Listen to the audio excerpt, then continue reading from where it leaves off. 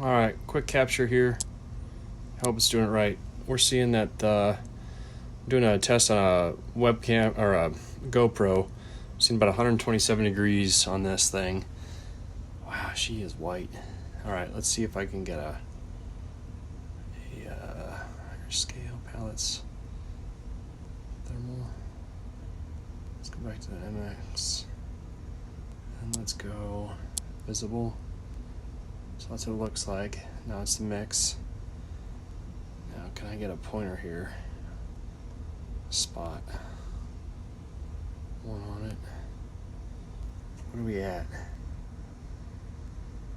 So a FLIR is saying about 111, 110 degrees Fahrenheit, 116,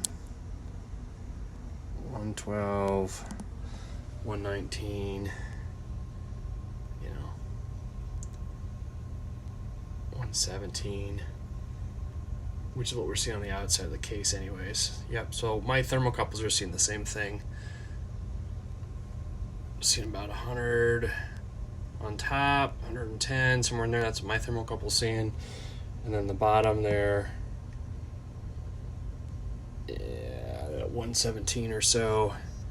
And I got one actually inside on the battery at 128 degrees right now. So it's like scalding temp. I'm using IPEMOtion hardware and software to kind of test this. It's fairly highly calibrated equipment. It's crazy how hot my GoPro is recording right now.